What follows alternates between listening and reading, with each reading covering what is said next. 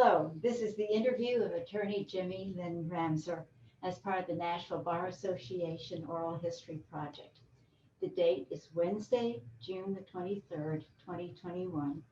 I'm Mary Burrs and I'll be interviewing Ms. Ramsaur. Welcome, Jimmie Lynn, and thank you. Thank you. First of all, what is your full name? My full name is Jimmie Lynn Ramsaur. My maiden name was Brewer, but I don't use that anymore. You use Ramsaur as your last name. Yes. When and where were you born? I was born in Jackson, Tennessee in January 26, 1951. And where did you grow up? I grew up in Jackson. Spent my whole life there until I went to law school. Okay. Now, how were you as a child? Were you studious? Were you an outdoor kind of a person? Well, I was outdoor in the sense that we played outside a lot in my neighborhood. I mean, it was one of those, I was part of sort of the little neighborhood gang, and we would play in the streets. I mean, back in those days, we played wiffle ball in baseball and some football and flag football in the streets. And we played in the woods behind my house and played army, you know. And in the summer, were you out until your mother called? Absolutely. Okay. You know, so you just let your children do whatever they wanted to back then. I say whatever they wanted to. Yes. We were allowed to stay outside and play without supervision directly, and nobody worried about things we worry about as parents these days. Did you catch lightning bugs? Absolutely. In fact, I was talking to my daughter about it the other day. My memory is of having a mason jar with the lid, and we would go outside as soon as they would start to come in early June and catch lightning bugs and put grass down in there so they would live for a little while. And then we'd let them go. What did you want to be when you grew up? You know, I guess when I was growing up, I thought about being a teacher. My aunt was a teacher. My mother had taught some, although she did not teach when I was young. I knew that I did not want to be a printer because my parents owned a small printing shop, and I grew up in the printing shop, and there was lots of ink and noise, and it was not something I wanted to do. I spent a lot of time there, and I knew what hard work it was, and that I knew that wasn't what I wanted to do. You wanted to go elsewhere. I did. So when you went to high school, did you have any special interests? Well, I was interested in history and English. And then those were my main interests. How about extracurricular activities in high school?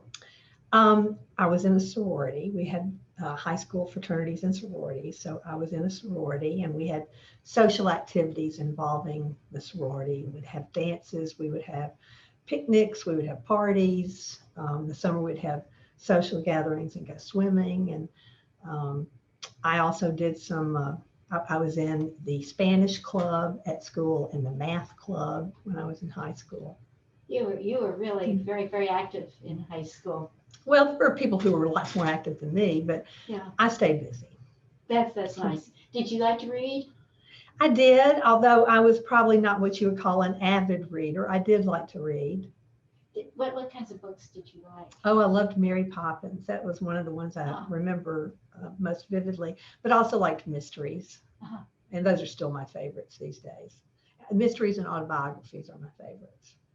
What about during the summers? Did you have any part-time jobs? I was just talking to somebody about that. My first job was working for my parents. I made $1 an hour. My father paid me $1 an hour. Of course, I think the minimum wage was maybe, I don't know, 75 cents. It was really low back then. But I did that. I would work in the shop, the printing shop. I would make deliveries for them. I would pick up things. I would meet customers. Whatever they wanted me to do, I did it. You were for all seasons. I did. I swept the floor, whatever. Did you do that during the school year as well? No, just during the summer. Okay. I didn't work during the school year. Yeah. You had enough already on your Well, plate. my parents were kind enough to not make me work, but it probably would have been a good idea. That's a good habit to learn. Sure. Brothers and sisters? I was an only child. My father had been married before, so I had some half siblings, but they were considerably older than me. In fact, one had a child who was just a year younger than me, so they were much older. Okay. But I grew up as an only child. Now, where did you go to college? I went to college at Lambuth College, which was also in Jackson. Yes. I looked at Vanderbilt, I looked at UT, because I had lots of friends from high school who were going to both. A lot of friends also went to Ole Miss. Those were the most popular places for people to go from Jackson High School back in the day. I decided to go to Lambuth. My parents would allow me to live in the dorm because I had some scholarship money, so it didn't cost too much. But I lived in the dorm, stayed on campus, and yet stayed in town. And that was what I thought fitted me the best. So I lived on campus and went to Lambuth. That's such a good school. It was a good school. It was a good Unfortunately, it doesn't exist anymore, but it was a very good school. Yes, yes. And what did you major in? Political science. Ultimately, I started out as a math major. I wanted to be a math teacher, and I quickly decided the math department at Lambuth was not very good, and that was not going to get me anywhere. So I ended up, I thought about English for a while because we had a really good English department. I looked at history, but eventually became a political science major. And that's what you graduated as? It is, yes. I had a political science degree and graduated fairly high, magna, and got a job as a clerk when I got out of school. I was working with people who were making 2-3 times what I made, and I just graduated with them from Lambuth, and they had a degree in business, and so they got the money, and I was the typist clerk. Okay, you got the experience. Yeah, I did basically the same thing they did, except I also typed. But for less money. Right. We were in a customer service department for Bendix Corporation. It was a new company that came to Jackson. And I went to South Bend, Indiana, along with the guys who were going to work in customer service as representatives. And we all went to South Bend to train. As I say, I was the clerk for customer service, and they were the customer service representatives. How long did you work for Bendix? A year, until I could leave to go to law school. I'll never forget going to see my boss, who was very nice to me. I mean, he was very good to me. But as I say, I was making probably 2 to 3 times less than what the guys were making for the same work. I went to him and said, I'm going to leave to go to law school. And he said, oh, please, won't you stay here? We'll let you be. I'll promote you to a customer service representative. I said, that's real nice of you, but I think I'm going to go to law school now. Well, let me back up a little bit, because you had mentioned that you had been a poli-sci major. Mm-hmm. When did it come to your mind to be interested in law school? Probably in my 3rd year, maybe when I was a sophomore, and it's when I got to know Alan Ramsaur, yes, who eventually married. He was at Lambuth also, and we became good friends, and he was a political science major too. And there were 2 or 3 others that we had our own little clique, because it was a very small, Lambuth was a small school, and it was a small poli-science department in terms of the students who were there. But we became very good friends, and I thought, what am I going to do with a political science degree? And I looked at things like maybe going to architecture school or becoming an urban planner, or maybe I could be a lawyer. And, the more I talked about it, and of course, eventually Alan and I started dating, and as we dated and got engaged and then got married, I just decided I wanted to go to law school. I thought that was the best way I would be able to have a positive influence in the world, and also to be able to get some respect, because I didn't feel like that women in a lot of fields were not getting the respect that they were entitled to. And of course, that was in the late 60s, early 70s. So I thought maybe law school, being a lawyer, maybe that would give me the respect that I was looking for. Did you know any lawyers? I had no lawyers in my family, but there were a few lawyers in town I knew of. There was a couple, the Snyders, who worked in Jackson. I didn't really know them, but I was introduced to Ms. Snyder and was able to talk to her before I decided to go to law school. And that helped to cement the ideas I already had. She didn't put the idea in my head, but it helped to cement the idea that I had that I wanted to go to law school. There's so often somebody that you've spoken to in your life who has helped you, perhaps not steered you in that direction, but help you made the decision. Well, my major professor, Dr. Singleton, also had some influence on that too. He encouraged me to think about law school. Any other teachers in college that you remember that had an effect on your future years? I would say my English professors who taught me how to write. I can't say that I knew how to write before I went to Lambuth, and they had they had an interesting way they taught people, but they were very strict in that they poured you into a very strict mold in the very beginning of the year, and you had to live within that mold and write exactly a certain way, and there was the exact way they wanted you to write a paragraph within the same number of sentences, and the way each sentence, how each sentence should relate to each other. And then toward the middle of the semester, they said the rules are out the window. You can do whatever you want to do. But of course, by that time, everybody had learned the rules and felt comfortable with how to do it. And you ended up being a better, more organized writer. I think it also helped me to think a little more logically too. Yeah. So my English professors were a big influence on me. Yeah. Good writing is good thinking. But what a wonderful opportunity that was. It was great. In your college years. Well, it's so nice to go to a small school because you really got to know, you didn't have a lot of professors, and we didn't have any necessarily big name professors, but the ones that you had, you got to know very deeply. Yes. It was good. That was a wonderful experience. Yes. It truly was. So you have completed college and you have worked at Bendix. Well, you forgot about it. I got married in between there. That was not up to Right, snuff. right. I got married before I left school too. You and Alan had We got married when we were in college. Okay. In 1972. And you and Alan both decided that you wanted to go to law school. Right. I think Alan knew before I did. He was a little more intense and focused than maybe I was. And where did you go to law school? We both went to the University of Tennessee. How did you choose UT? Well, we both applied to the same schools, and we decided we would go wherever the two of us got into, and UT was it. So you were off to Knoxville. Yes. Okay, and I believe you brought a dog along? We did. We couldn't live in married student housing because we had a dog, and we wouldn't give the dog up. So it was fine.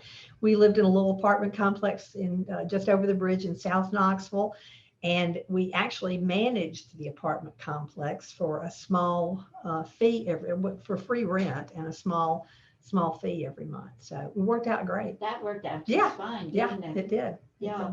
And did you walk to school? No, we drove. We had one car. We drove together, and we had all our classes were together the first year because you have, a prescribed set of courses that you have to take, and of course you're in a group. We were in the infamous Powell through Zachary group. Went by your last name, obviously, and they split the alphabet into 3 different sections. So we were in the Powell through Zachary group, and because we were sharing books, we sat by each other in every class.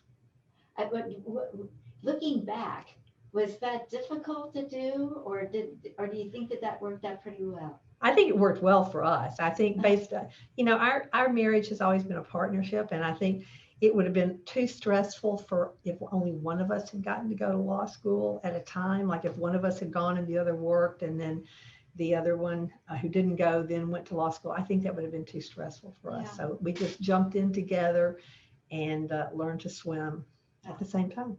Did you have any part-time jobs? You or Alan have any part-time jobs during those years? Well, we were on work study. We had to, we took out loans, and we had to, we lived on loans, managing the apartment, my mother canning lots of vegetables for us that we would have to eat. And we both had work study. This is a wonderful story. So we both worked for professors at school. I worked for Carl Pierce, who taught contracts back in the day. In fact, it was like his first year out of law school, or maybe his second or third year out of law school. He was very young, but I worked for him. He taught contracts and corporations. And of course, the first semester we were there, he taught contracts and I was working for him. That was a really nerve-wracking thing for me to be in the class for the same person I was working for.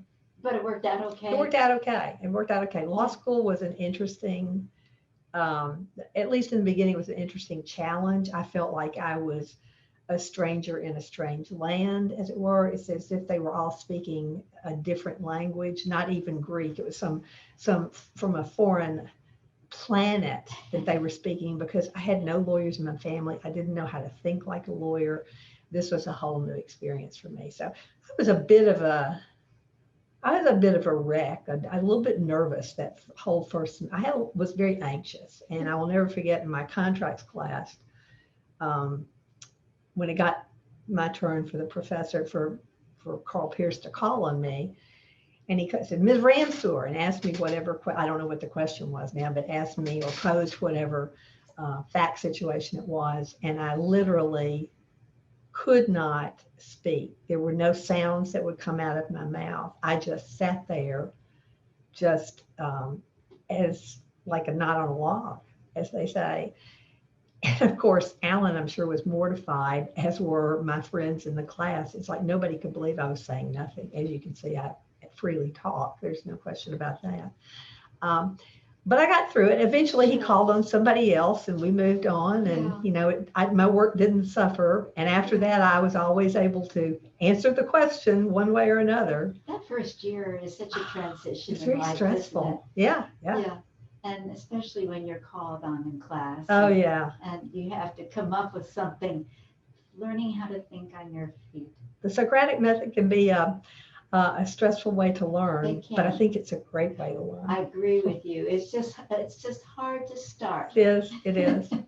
and it's wonderful when years later you can think about that experience. I can look back and laugh about it. Exactly. And remember how you felt. Well, I got one of my best grades in law school in that class. There, Sure. In some ways it was downhill after that, but not totally. That was just my best grade. Who were some of the other teachers that you remember? Well, I remember little Donnie Cohen. That's what we called him. That's an awful thing, but he was not a tall person. He was a short man, but he taught torts, and he was also our assistant dean for like student affairs. Really a nice guy. He was very young too. We had a lot of young professors. We had the old ones, but we had several young professors that were. UT Law School was really sort of beefing up back in the day, and he came there from I'm not sure where else, but he was a delight. He taught torts and maybe another class. I took torts obviously from him. That was I think there were two professors who were teaching torts at the time. And I hated that class. I hated torts, but we liked him a lot. Well, all right. But when you started law school and when you got your diploma and you left law school, looking back, do you see that law school changed you in any way? Oh, clearly. I forgot to tell you too, not only did I have work study, but in the summers, I interned or clerked for a law firm, Stone and Hines, in Knoxville. I can't remember Mr. Stone's name, but Anna Hines was his partner. So I worked for a female lawyer in Knoxville. Their firm had, the two of them were the partners, and then they had 3 male associates, and got to do all kinds of interesting things. And I'll never forget one time in the summer I was working for them, and Ms. Hines wanted me to drive up to Elizabethton. I think that's right. It's like the first capital of Tennessee. Anyway, it was way up in East Tennessee. In the Tri-Cities area? Well, close, but not quite. No, not that far. And she wanted me to drive up there. And I said, well, I'm not sure my car will do that. She said, I want you to you can take mine. It was a red Jaguar. And I thought that was the coolest thing. It made everything, all the legal research I did amount to nothing. Driving that red Jaguar was the coolest thing I got to do when I interned. And I clerked for them one summer, and then I ended up clerking for them during the school year. That would have been my second year. The other way I was changed was by my experience in clinic. UT had an excellent clinical program at the time that they had also recently beefed up. They had had a long time. It's just like the second oldest clinical program in the country. I think Duke has the oldest. And they were really strengthening the program at the time we were there. They were Jerry Black and Dean Rivkin, Walter Kurtz, and Jim Weatherly and Bob Tucker, all lawyers in Nashville, had been hired to work in the clinic. And by the time I took my clinical class in the third year, I just was, it's like being bitten by the bug. I just loved working down there. And I spent every moment I could my whole third year down in the clinic. But what kinds of cases did you have? They were civil cases. I didn't do any criminal work, interestingly, but they were civil cases. I worked on divorce. There was some custody. There was an adoption that I worked on. So civil, and they represented poor people. They were part of the legal services program in Knoxville at the time. So I got to work on those. And I ended up, my first job was with legal services or legal aid here in Nashville. Yes. And that was a great influence on why I not only wanted to be a trial lawyer, but why I wanted to work with poor people. I was going to ask you if you had any direction in law school, what you wanted to do afterwards. Well, that was it. I wanted to work at a legal aid program. I applied to the Atlanta Legal Aid Program and to Nashville Legal Services, and I was just fortunate enough to get hired by Legal Services in Nashville. I was interviewed by Gordon Bonneman, Ashley Wiltshire, and Drake Holliday, and Russ Overby, and they offered me a job. And my first job was going to be in Murfreesboro because they were expanding. They were opening an office in Murfreesboro and one in Clarksville at the time. And I was going to go to Murfreesboro and help open that office and work there and do divorce work. And Alan got a job with the Department of Mental Health. The State Department? Yeah. In their general counsel's office. We found an apartment that was as far south on I-24 that the bus route went, so that Alan could ride the bus to and from downtown every day, and I would take the car and drive to Murfreesboro on I-24. So it was the Haywood Lane exit right before Hickory Hollow. And those were our plans. He was going to ride the bus, I was going to drive the car. And then what year was this? This would have been 1977. Oh, okay. And 2 weeks after we signed the lease, Ashley called and said, "What would you think about working in domestic relations in the Nashville office?" And I said, "Oh, that would be wonderful. I would love to do that." So for the first year, we both drove and in the miserable traffic, which was not as bad as it is now, but from Haywood Lane up I-24 to downtown Nashville. We moved to, we bought a little house on 18th Avenue South after a year, and we moved there, so we didn't have to fight the traffic anymore. So no more I-24. No. So I never worked in Murfreesboro, but I worked with Dot Dobbins and Margaret Behm at the time in the domestic relations unit at Legal Services here. What a wonderful way to start the practice. Great. It was a great way. And I mean, it had all these other wonderful mentors and people who I worked with, from Gordon Bonneman to Russ Overby, David Tarpley, all wonderfully experienced and helpful lawyers. Did law school prepare you for that first job? Yes. Did it? Yes. Certainly the clinic. The clinical program did. Yes. Yeah. Yes. But in terms of other. Well, you know, and law schools are not good about preparing people for the actual practice of law. True. That's so true. Right. So it prepared me as well as any law school would, I think. Yeah. Now, you've mentioned some names of some wonderful people. And I was very fortunate to work with some wonderful people. And I wanted to ask you about the people who influenced you in those early years. And if you had to pick out one way in which they influenced you, what would it be? It was to be tenacious, never give up, try to do the right thing and never give up. Mm-hmm. Mm-hmm. And I've tried to do that throughout my career. And that stayed with you. I think so, yes. Yeah. My next job was with the Public Defender's Office. I was gonna ask you, how long did you stay? I was at Legal Services for about 4.5 years. And while I was on maternity leave, my daughter was born. Our daughter was born while I was on maternity leave. And actually, Alan had gone to work at Legal Services by that time too. He worked in the Tennessee Association of Legal Services, which was sort of the umbrella group. And he was doing some lobbying and policy work and that sort of thing. But I was on maternity leave in 1981 when I had our daughter, and Walter Kurtz called me and said, why don't you, we had joked about how, at Legal Services, there are all these meetings and we do everything by committee. And obviously it was to have consensus, and that's obviously a good thing.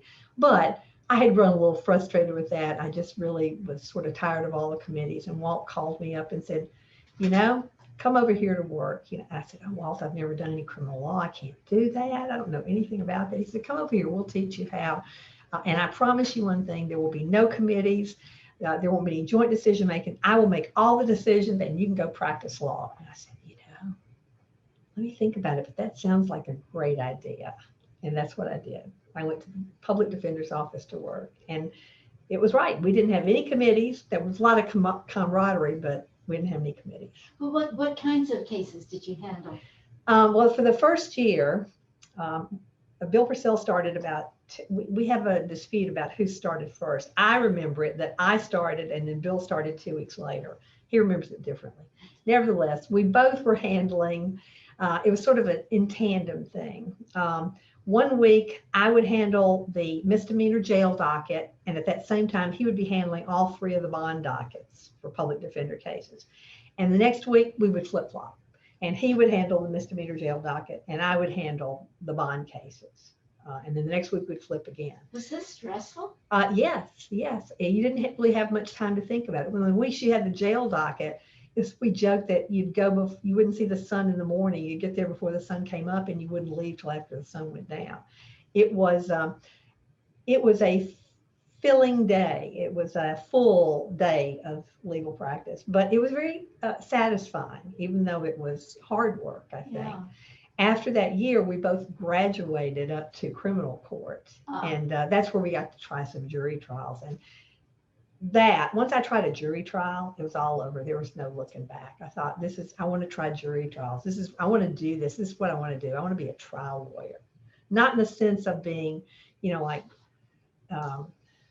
maybe a lot of people, I didn't care. I just wanted to be a trial lawyer. I didn't necessarily think I wanted to be, I didn't necessarily think I wanted to be a criminal lawyer forever, but I wanted to be a trial lawyer. And in fact, I stayed there about 2 years. And then I went, I became a partner with Margaret Behm and Shipley. But first, those 2 years with the PD's office, who were some of the judges that you were?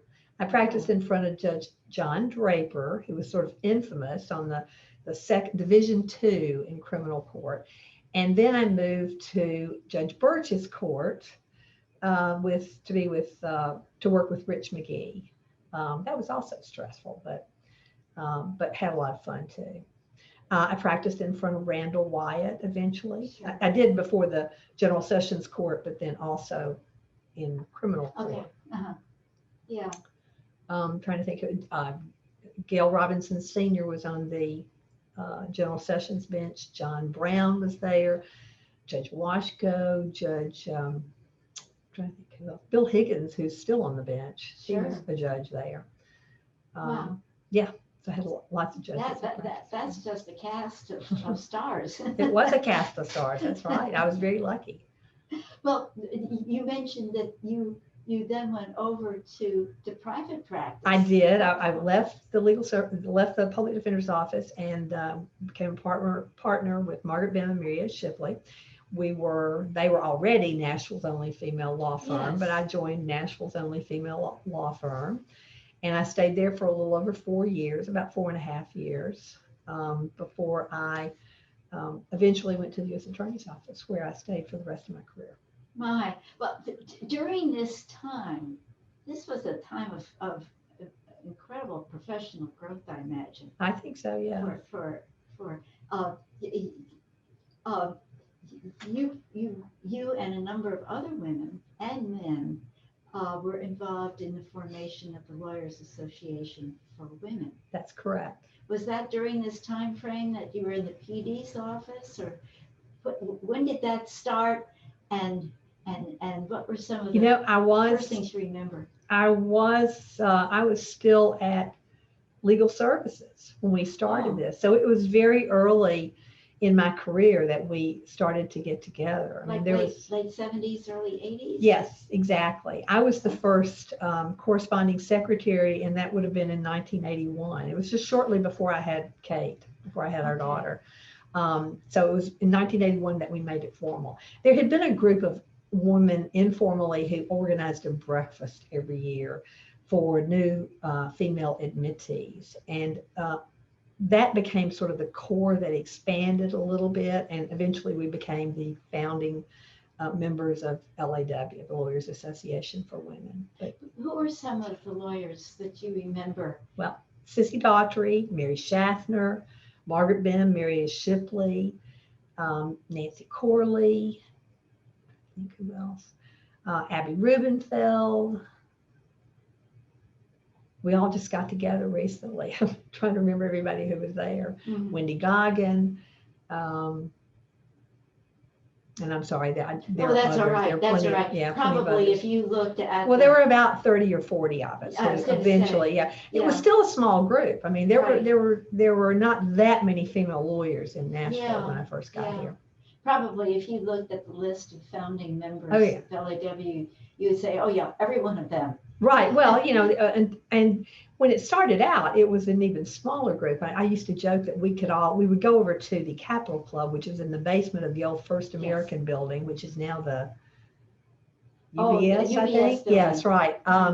There was the Capitol Club in the basement there. And I used to joke that the women lawyers in town could meet together and have fill up only about 2 round tables there. So we were a relatively small group, but a close group. Rose Palermo, I forgot Rose. So there were a cast of characters. So and determined people too. Yes, very determined people. So what would you discuss what you were hoping for women in practice? Yes, we hope to. I mean, we wanted the camaraderie, but we hope to promote women and try to add more women to the bench and get more women appointed to boards and committees and other places in the state government. So that was a lot of our goal. To work on women's issues in the legislature. Those were our goals. Yeah. And when did LAW actually become an association? In 1981. So you all were working pretty fast and furious. We just celebrated our 40th anniversary. Yeah. Isn't that wonderful? Mm-hmm. Wow. Does it seem like 40 years? No, it really doesn't. And it's so funny. We got together, and when I see names of people who are the officers of LAW now, I mean, most of them I don't know at all, because of course the pandemic has done a lot to keep people away from each other. But the nice thing is about not knowing those people is the fact that means there's so many female lawyers in town, you can't know everybody anymore. Isn't that amazing? Yes, it is. That's a wonderful thing. It is wonderful. Yes. Yeah. What other professional associations were you a member of or involved in? I was involved in cable for a while, which was another, I can't tell you what it stands for anymore, but it was another women's organization. The Nashville Women's Political Caucus for a little while. I got active in my church early on when my children were young. Those were and my neighborhood. I was very active in my neighborhood, the Belmont Hillsborough neighborhood. How about the National Bar Association? Oh yeah, I worked in the National Bar Association. I didn't really become a member of the TBA until later. Actually, Alan got involved in there first, and so I kind of followed along. But I was a member and on committees in the NBA. I worked on what was called the is it the Journal? I think we called it something else. The Docket, which was the monthly newsletter, which was front and back of a legal-sized page that was a trifold. Yes. And they mailed that out that way. Yes. I worked on that and helped put together, we do a collage every year after the summer picnic and the winter meeting. And I got to know, so I got to know a lot of, well, John McLemore for one. Oh my gracious, yes. Who's an institution around here He with is. his photography. But Ed Yarborough was the president when I got involved. Had a great time. You had a ever widening circle. That's true. Of colleagues and friends here. That's true. Here in Nashville. I want to ask you about your experience in private practice with Margaret and Marietta. How did that broaden your experience base in any way?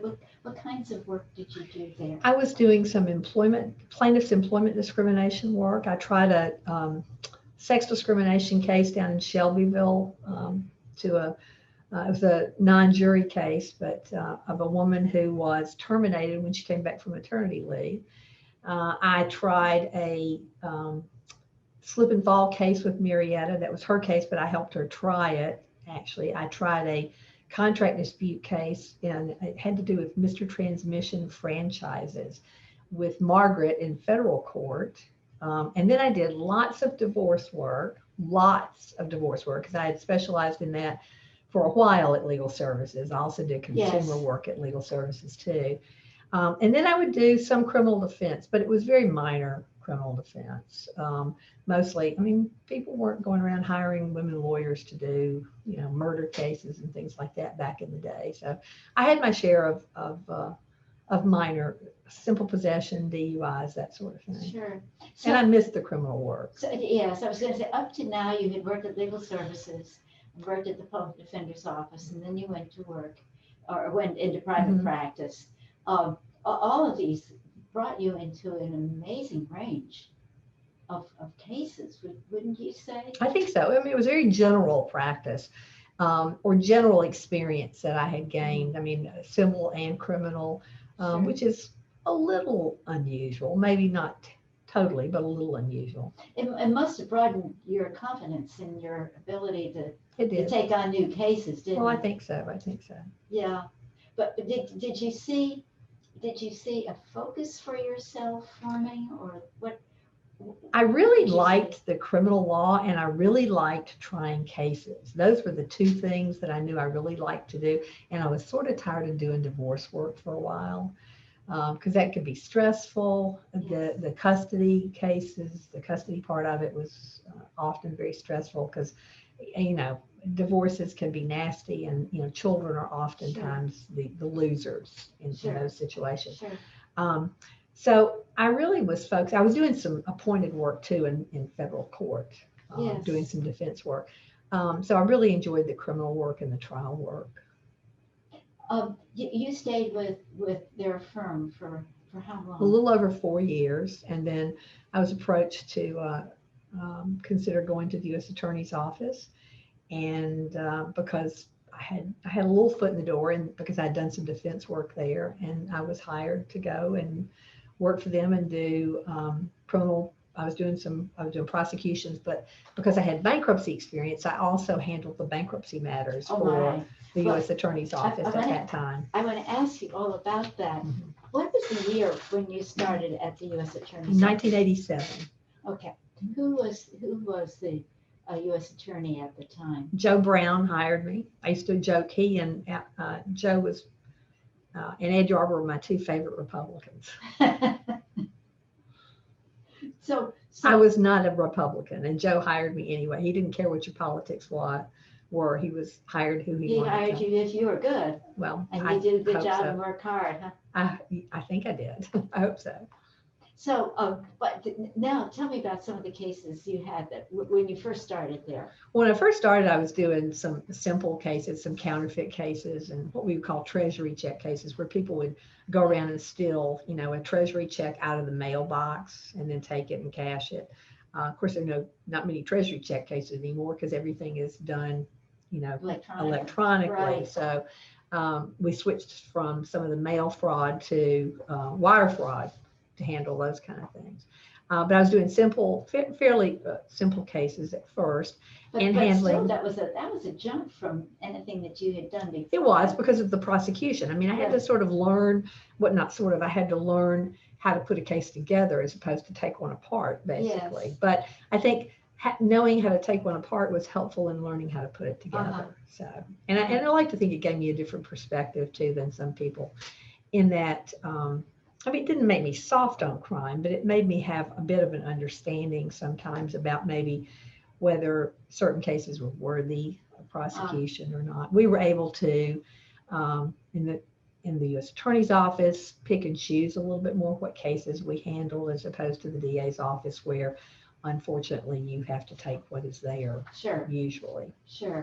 You know, can I go back and say one thing I forgot to tell that I do want to talk about is law school. When I said Alan and I were in law school together, and we shared books. Right. And we used to I would use like a yellow highlighter, and Alan would use a blue one, and we would joke that if we if something turned green from both of our highlighters, that was an important thing. So I'm sorry, I just wanted to tell you that. No, I think that's wonderful. That was a leg up on all the other students. Well, I don't know about that, you but had a second set of eyes. It was helpful. We had our own study group, basically. We were not involved in other study groups. We would go home and study as opposed to staying at school too.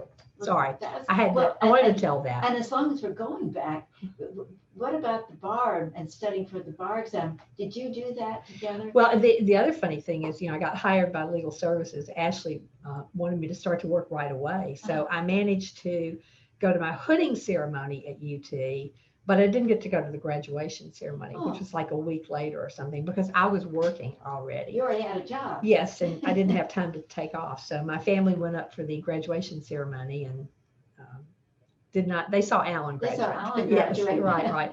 I just got my diploma in the mail after that. But they saw me get hooded, so that was the important part.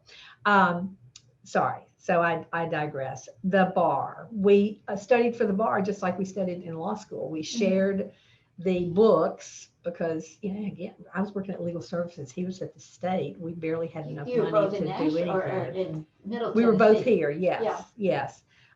So we would work all day, and then we would go over to what was then Nashville State, but not part of TSU, the Avon Williams building on Charlotte, and the big auditorium there, which is where we would have our class. Not most of it, half of it was probably videotaped. They were doing it out of Knoxville and other places. And then we would have, I know John Payne would come down and do a lot of it in person too. So. But we studied that just like we did in law school. We studied together. We used the same books. Don Payne was a fixture, wasn't he? He was. It was a great loss when he passed away. Definitely. Well, okay. Sorry. No, that's okay. I'm glad that you mentioned that, because there are a couple of things I wanted to ask you. Didn't want those to escape. So you are now at the U.S. Attorney's Office. And we were talking about some of the early types of cases that you handled. Who were some of the lawyers? Who were some of the other folks at the U.S. Attorney's Office who helped you in those early years? Well, Bill Cohen was the first assistant and the criminal chief. He occupied both positions. He was helpful. Bob Watson was there. Hal McDonough, Wendy Goggin. Wendy and I were the only females there at the time, although there had been other women in the office before me and Wendy. Peter Stryance was there. It was so funny that he worked there, and then he later went out and became a defense lawyer, and it was interesting to see the change from being aggressive on one side to being aggressive on the other side. Who else? Bob Washko. I'm sure there are others that I'm forgetting. There are some amazing Gary people. Stewart, yeah. Yeah, who worked in that office. And the judges, who were some of the judges that you remember? Judge Wiseman, Judge Nixon, Judge Morton. How could I forget him? Maximum Morton. He was already up in Cookeville, but we would go to Cookeville. We tried cases in Cookeville back in the day. Yes. That was back in the day. So we would go up there. Who else?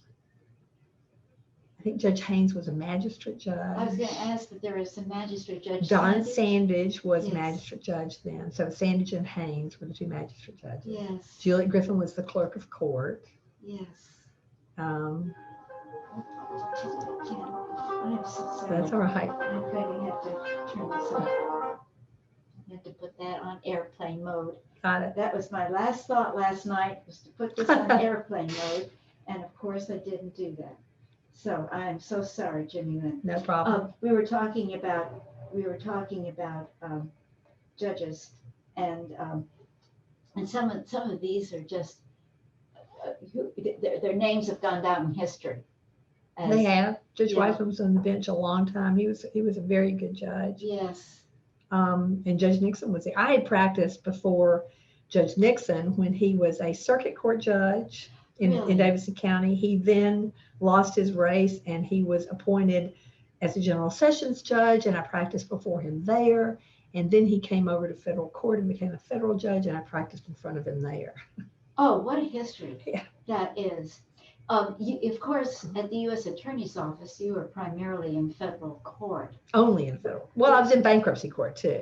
Okay, of Yeah. course, yes.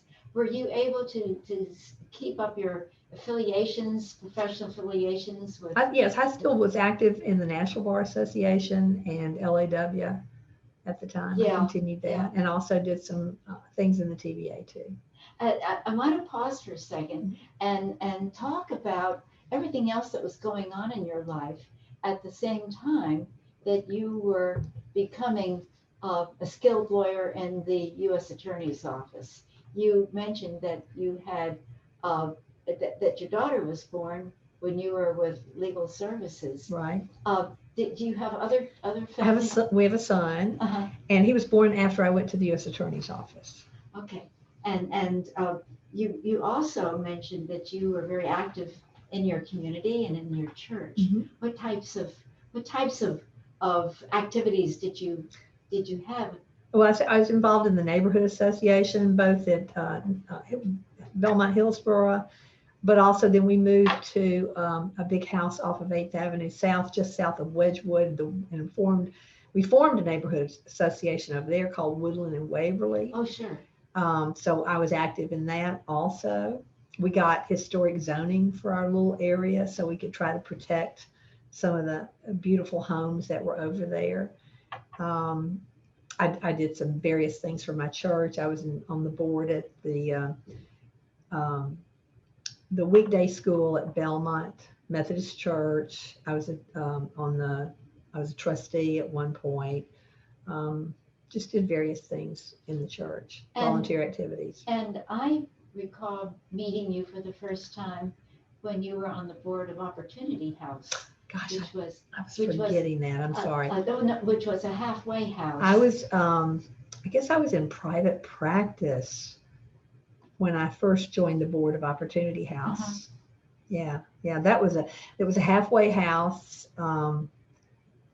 and it was a nonprofit. So That's it right. really, it felt like a real sort of community volunteer kind of effort. And then we were Yes. eventually, I mean, there are no community halfway houses. They're all run by corporations. Yes. And Yes, it was over on West Irish it Drive. was near 100 Oaks. That's near right. 100 Oaks. Mhm.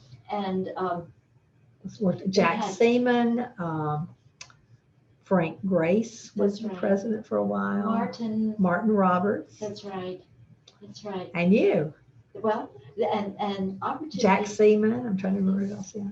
And Opportunity House had a state contract Mhm. and a federal contract. They did. Mhm. And it was. And we would take people who were released from prison. So it was like a reentry sort of Yes, place. yes. Place where they came before they could find permanent housing and find jobs and that Right. sort of thing. And many of them, I imagine, were on parole, so they needed Oh yes, To- absolutely. to have. Or some- now we call it supervised release, but yeah, they're Right. on supervision. Right. So that was a remarkable experience. Right. And I remember you very, very well Oh, I remember you too. during that time. How, with everything that you were doing with the U.S. Attorney's Office, and raising a family and being active in the community and being involved in projects like Opportunity House, how did you fit this into a 24-hour day? Well, it was busy, but I have to say I could not have done it but for Alan, who was a full partner in raising the children and in helping to run the house. Sure. You both pitched in. We did. And I mean, there were many times when, I would, if Kate were at home sick, I would be home for half the day. And then because I had something I had to do, he would come home and take over and I would go to the office. So we were able to switch off a lot. So we work, it's like everybody else, you get done what you have to do. Sure. But you certainly understood the issues that a lot of women lawyers were right. We did not have a lot of hired help. Yeah. Our families, the only grandparent we had was Alan's mother, and she lived 2 hours away. And I mean, she certainly would come and help us on occasion, but she was not in town. So yes, we relied on each other mainly. You both had to swim. We did, and it or worked. Pull the sled. A lot of right, pull the sled. Let's go back to the U.S. Attorney's Office, but I wanted to be sure that whoever watched this knew that you had a very full and busy life during this time. That it was not just work in the U.S. Attorney's Office. It was a very full life. It was, and I was a line assistant for a long time. Eventually, I became criminal chief in the U.S. Attorney's Office. Yes. And stayed in that position for almost 9 years. But then I was a line assistant for 21 years. Wow. 23 years. You were with the U.S. Attorney's Office for a total of 33 years? No, well, a little over 32. Really? But close enough. A little over 32, barely. The U.S. Attorney's Office has a very broad jurisdiction. What were some of the areas in which you handled cases? I really did over the years, I did everything there except handling medical malpractice cases and Social Security. So I did bankruptcy work, which meant I would represent the United States in somebody who owed us a farm loan, file bankruptcy, or if they had student loans or any kind of other government insured loan, I would represent them in those situations. I did some forfeiture work, but the bulk of my work was doing various criminal cases, and I did everything from, as I said, minor treasury check cases to bank robberies to other violent crime cases. I did gun cases. I did I did a gang case and other violent crime cases. Toward the end, I did some major drug cases and was doing a lot of wiretap work, which was actually very interesting. I was fortunate enough to work with some very good and enthusiastic and hardworking DEA agents, and really had a good time working on some of those drug cases. I know that sounds strange, but it was enjoyable. I did most of the time I was there, I did white collar work. Wendy and I tried one of the first healthcare cases involving home health agency, tried one of the first ones in the country. So I did some healthcare fraud work. I did some insurance fraud, a lot of bank fraud cases over the years, some investment fraud cases. It was just a wide variety. I mean, if the office did it at some point, I handled it, as I say, except for medical malpractice. You also took on some management responsibilities. Right. I led one of the groups. I led the white collar group for a while. I was called a team leader, but it was of the white collar group, general crimes. And then I became criminal chief. So I Wow. And during supervised all of those. during that time, you were probably helping new lawyers. Oh, yes. Who were coming in. That was one of the most rewarding things. Well, tell me about that. Well, we were finally able to hire sort of, I won't say a crop of new lawyers, but we took in 2 or 3 or 4 at the same time. And it was really nice to be assigned to mentor or to supervise them and work closely with them. And a lot of them had no criminal experience, or maybe didn't have any appellate experience, because we did not have an appellate unit. We had to do our own appeals. Oh, did you? We did. It was fun to try cases with some of the newer lawyers. So that was great fun. Did you go up to Cincinnati? Yes. And for a while I was on the pattern jury instruction committee that worked on criminal jury instructions, which involved, I would go to Cincinnati or other places. We'd meet in different places. But yes, I went to Cincinnati and argued several cases there. When you were working with new lawyers, what experiences did you recall from your early years that might have helped you and them to understand how to get into the practice? Well, I tried to teach them that you need to be careful what questions you ask, and don't ask questions you don't know the answers to. Prepare your witnesses really well. You have to be, but be careful how you do it. Don't tell them what to say. I mean, those are the two things that I remember specifically. Yeah. I would try to give them tips on various judges about, you'll do better in this court if you act this way and differently in another one. Yeah, those are good tips. Well, and same thing was done for me. People were helpful to me too. Sure. As you think back, what cases do you think you handled that had the most impact on the safety and security of the Middle District of Tennessee? I think generally some of the healthcare cases, because it let the healthcare professionals know that there was somebody watching them and they needed to not commit fraud and defraud the government.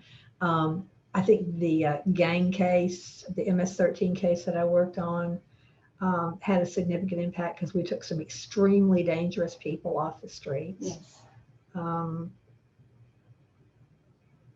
There were some drug cases I thought were very important because, again, we were taking some people off the streets who were jeopardizing the safety of the community by bringing in large quantities of, serious drugs. And I don't mean just marijuana. I mean, I'm talking about cocaine, heroin, and lately fentanyl and heroin. And so I would say those are the most significant things. That must be very satisfying as you look back. It was, absolutely. It was. I enjoyed, I enjoyed all of the jobs I had. I felt like there were positive things about each one of them, and each one sort of built on the other one. So I feel very fortunate to have had the career that I've had. Yes. I've been very lucky. I was talking to somebody the other day. It was actually Bill Purcell, and we talked about how we didn't necessarily make a lot of money, but we did fun things and we did the things we wanted to do.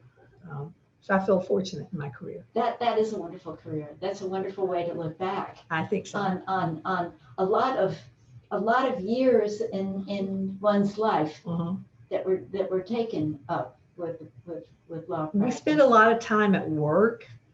Everybody does. I mean, everybody in society spends a lot of time at work, and so it's a shame if you aren't able to enjoy it. Looking back over that career, what continuities of professional development do you see that you can look at now and say, oh, okay, I started there and I came to this point over here in your professional growth? Well, I think back to my clinical experience and how, you learn from the very beginning, like how to do a direct examination and how to ask, questions and not lead. And I think where that took me eventually to trying cases, having to put the case together, investigate it, have it, try to figure out what makes it make sense, and then prepare it to present to a jury, because what you need to do is, we were taking very complex, complicated concepts and sets of facts, and usually lengthy, and in white collar cases, very boring material. And you had to figure out a way to present it to a jury who probably didn't have the same kind of education that you had, but also had much different experiences than you had. So you had to prepare it in a way so that they could understand it. And you were also teaching newer lawyers to do the same thing at the same time. Well, sometimes you just taught by example. Sure, exactly, exactly. And then this brings you to retirement. Did it come sooner than you thought, or just at the right time? Well, What brought on this decision? I used to jokingly say, I think Abby Rubenfeld said this recently too, that I figured I would die either sitting at my office on the phone or standing at a podium making an argument to a judge or a jury. I figured I'd just keel over there. As it turned out, that didn't happen. Alan retired a couple of years before, and he really got to the point where he was bugging me to retire so that we could do some travel. And I really liked what I did. I loved my job, and I just wasn't sure I was ready to. I was a little afraid about what happens if we don't have that income, and just not sure what I wanted to do. So I was a little apprehensive, but I made the decision and retired effective January 31 of 2020. And we were going to leave on a cruise like within 10 days, and then the pandemic hit. Oh. So retirement's been a little different than I had anticipated. I'm not going to say it's been bad, but it's been different than what I had expected. Sure. Hopefully we're beginning now to come out of it, and maybe soon we can start to travel and do what we plan to do. Yeah. I hope that's so. Rather than traveling from the bedroom to the kitchen, to the bathroom, to the kitchen. Well, what kinds of things are you doing during your retirement? As you're waiting for the planes to start flying and the boats to start cruising? Well, I've continued on with reentry court and federal court, which is a program that Judge Crenshaw started about 3 years ago now. Judge Waverly Crenshaw. Yes, and I was the U.S. Attorney representative to reentry court for about 2 years. What is reentry court? It's a program for extra supervision and support and guidance for specific people coming out of prison. Okay. And they're selected based on a ranking evaluation that's done by probation. They select people who, not the people who don't need help, they're going to survive and succeed anyway, and not the people who aren't going to make it no matter what you do, but the people in the middle who may make it, but probably could make it if they had some support, some encouragement, some mentors, that sort of thing. Yes. So we work with them. It's a little extra supervision that they get, and they get mentors, they get cognitive behavioral therapy, and just some guidance on housing, finance, healthcare, that sort of thing. So I continued on as a volunteer. When I told Judge Crenshaw I was retiring, he asked me if I would continue on as a volunteer community member, and I have done that, although that's been cut back because of the pandemic. We've done things by Zoom, so yes. I've done that and continue to do that. I knit, and I have a group of women that we're starting to get together again. We knitted by Zoom for the last year, pretty much, which was an interesting experience at first, and then it got very comfortable. I'm active in my Sunday school class. Right now, I'm one of a co-president of my Sunday school class. I guess that's pretty much it. I try to stay in touch. Our son is in vet school on St. Kitts, so he can't come home. So we try to stay in touch with him. And then our daughter is here in Nashville as a probation officer with General Sessions Court. So we get together a lot with her. Do you have grandchildren? No grandchildren. No grandchildren. Nope. Okay. To be continued. Who knows? We'll see. I've decided I can't worry about that. Well, Not one of those things I have control over. Even in retirement, you have a very full life. Was it difficult for you to make that transition? No. Yes. Was it? Yes. I wasn't sure I wanted to do it, so it was kind Sure. of difficult, but Yeah. it's been good. I mean, I admit I sleep till 8:30 every day, and if I have to get up and do something, I have to set the clock to get myself out of bed by 7 o'clock. So, and I used to get up at 5:30 every morning. Sure. So it's been different. So that's a big difference, It is. isn't it? It is. Yeah.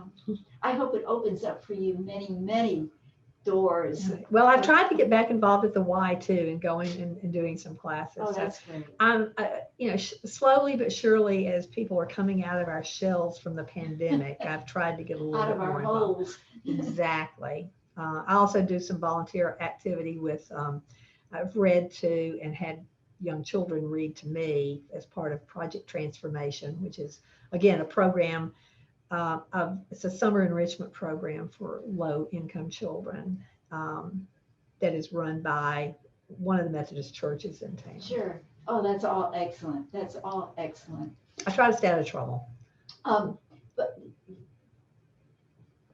a couple of questions that I want to ask you that I hope will kind of summarize what we've been talking about.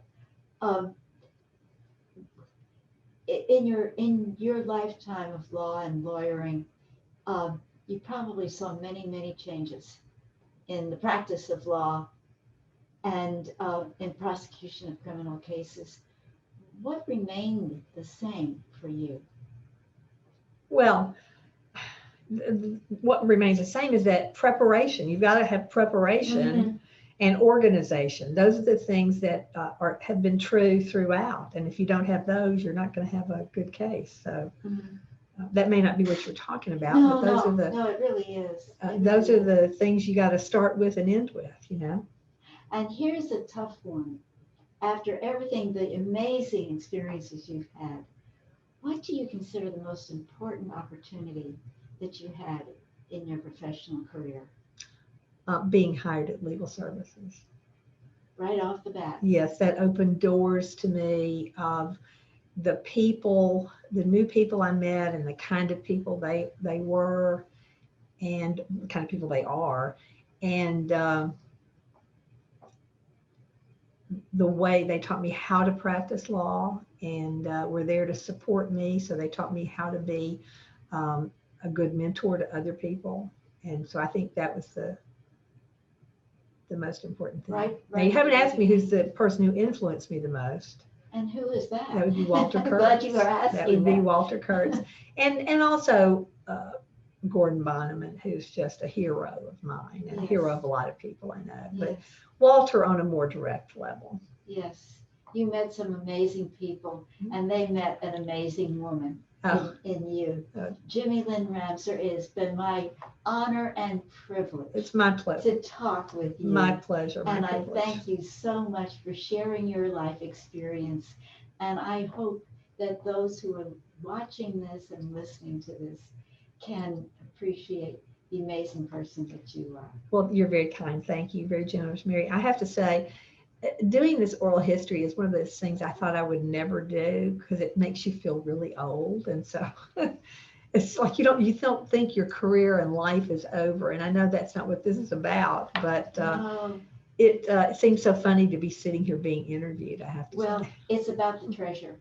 It's about the treasure that your life had. Well, thanks for letting me share that. I appreciate that. Thanks, Jimmie. Yeah.